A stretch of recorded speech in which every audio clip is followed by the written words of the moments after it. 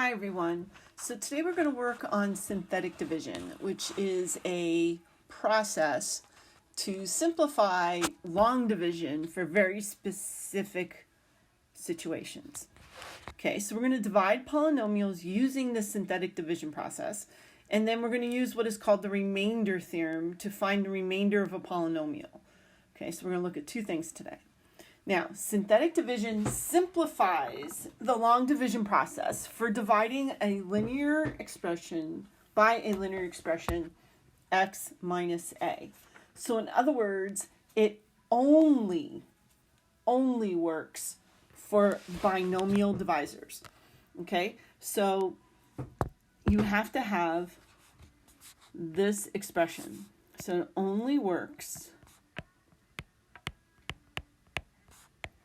for x minus a, so binomial, okay? And it has to be linear, meaning that the exponent of your divisor is 1. Okay, so if it's 3x minus 2, we can't use synthetic division, okay? It has to be a single x minus or plus, okay, in the divisor. Okay, those are the rules. It's very specific. Okay, so here's how it works. Oh, and it uses the coefficients.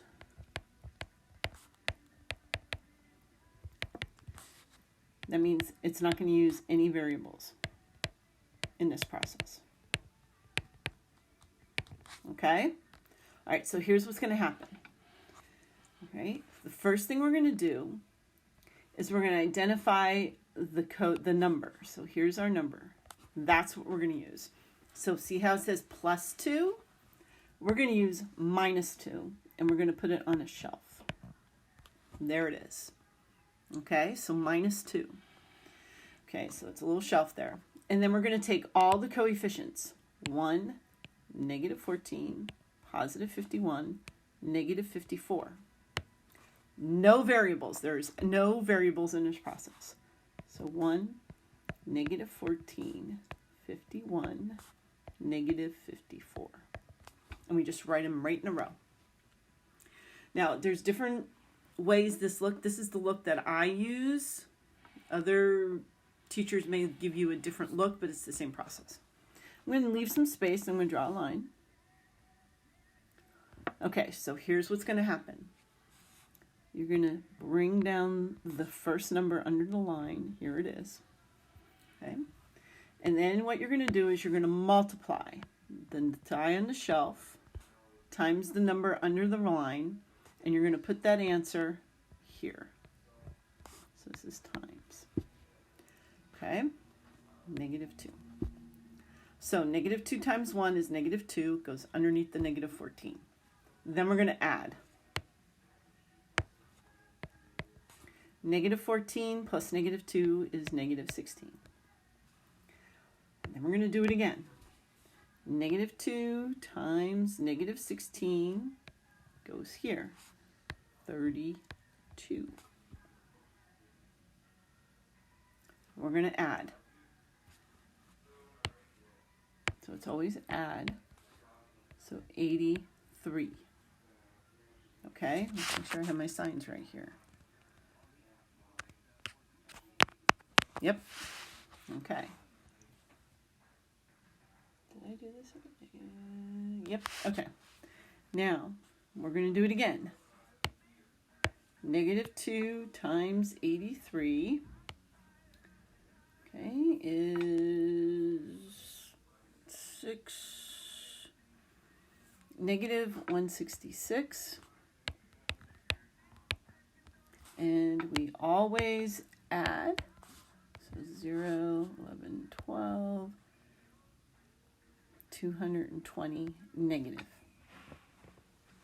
Okay, now what did that do for us? Well, we just did division without the variables. And what we do is we're going to use that to write our solution. So when we divide, I'm getting all kinds of colors here. I hope I'm not messing everybody up. Okay. we divided with an x. Okay, so all this is dividing by a single x. So we divided x cubed by an x, and x squared by an x, and x by an x. The 54 by an x. So everybody got divided by an x, which means we're going to subtract our exponents, which means our answer is an x squared. So these numbers underneath are coefficients of our quotient, our answer, and we're going to start with x squared. We always start one lower than what we were given. So we were given x cubed, so this is 1x squared, minus, and then we go in descending order, 16x plus 83. Now you're going to be like, well, what in the world are we going to do with that negative 220? That is your remainder. Okay, so this guy here, he's always your remainder. Okay? And that's your answer. All right. All right, let's try another one. And again, missing pieces get zeros. And that's what this one's about. Okay, so we're going to come over here. We're going to start with the -7. We're going to take it and make it opposite, and he goes on the shelf. So 7 goes on the shelf. We write the coefficients. So there's a 1x cubed, 0x squared, a -57, and a +56. We're going to leave a space, and we're going to draw a line.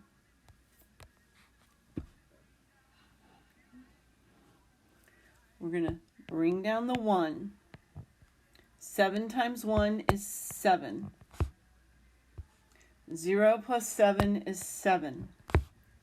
7 times 7 is 49. -57 plus 49 is -8. 7 times -8 is -56. +56 and -56 is 0. And we're going to write our answer. So again, this was x cubed. Our answer would be an x squared. It's not always going to be x squared. It just depends on what you start with. So x squared, 1x squared, plus 7x minus 8, no remainder. Which means x minus 7 is a factor.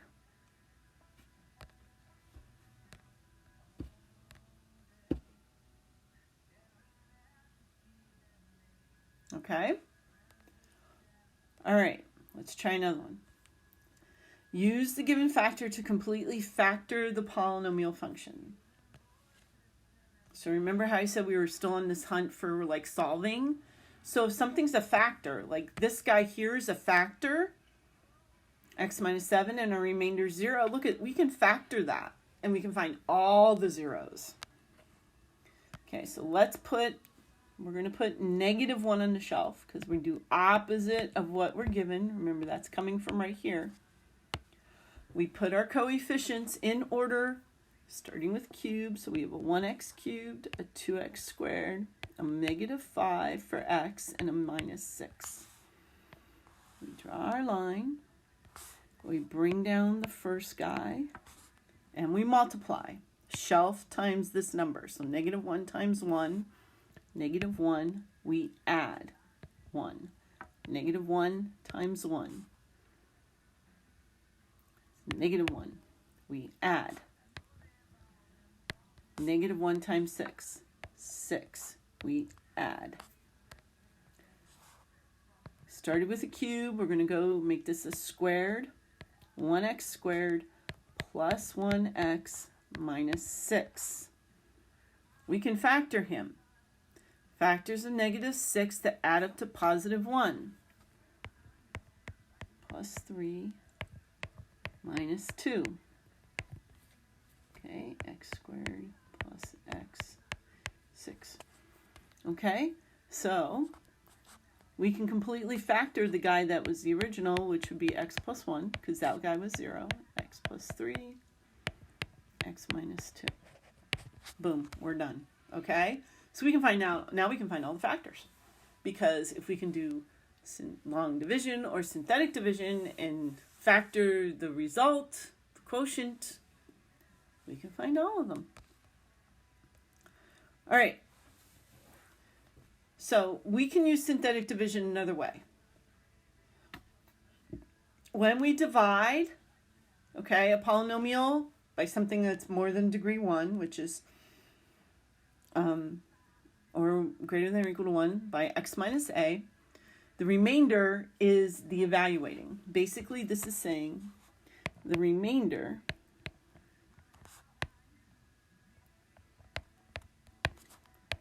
is the same answer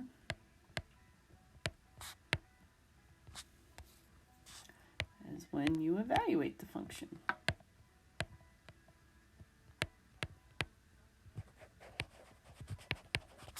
Evaluate the polynomial. Okay, what does that mean?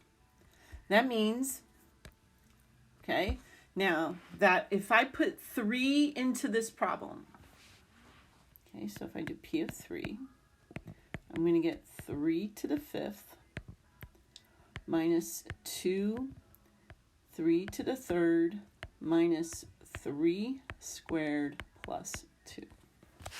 Okay, all right, it's not going to let me do it. All right, so I know this is 32 minus 2 times 27, that's 54, minus 9 plus 2. This is negative 22, and negative 9 is a negative 31, plus 2 is a negative 29. I hope I did my math right. Let me check that. Put on my other calculator.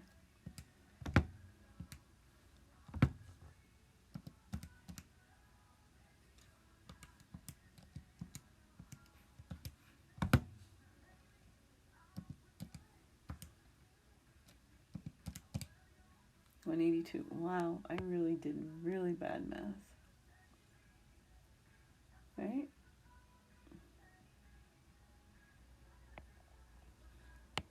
Wow, I got 182.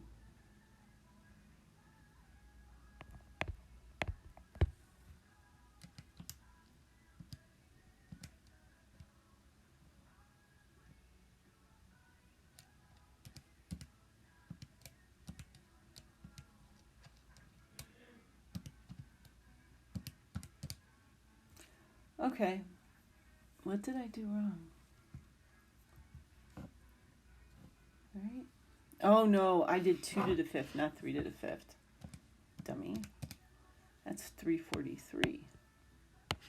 Sorry. 243. Okay.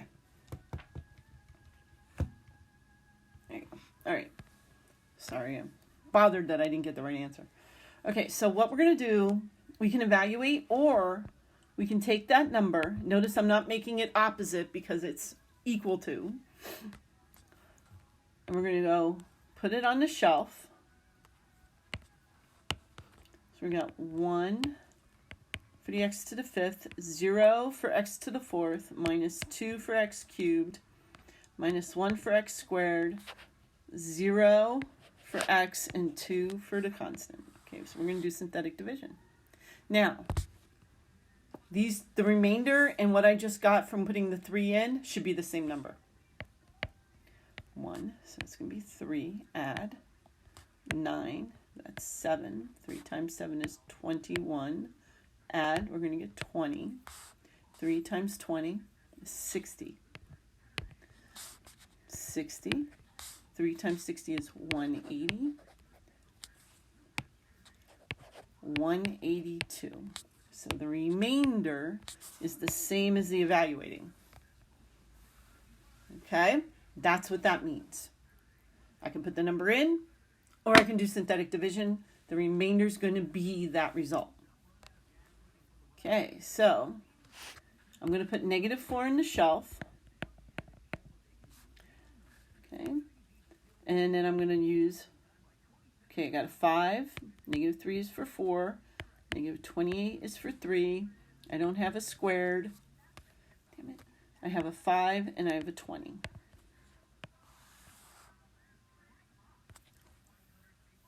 Okay, we're going to bring down the 1, multiply, add, multiply, add, multiply, add, multiply, add, multiply, add. So my, what is p of -4? That's 0. Which means -4 is a solution because the remainder is 0. Okay. All right. So we'll talk more about this. Hopefully you got at least the process down, okay? And we'll talk about it again. All right, let me know if you have any questions, guys. Stay safe, and I'll talk to you again soon.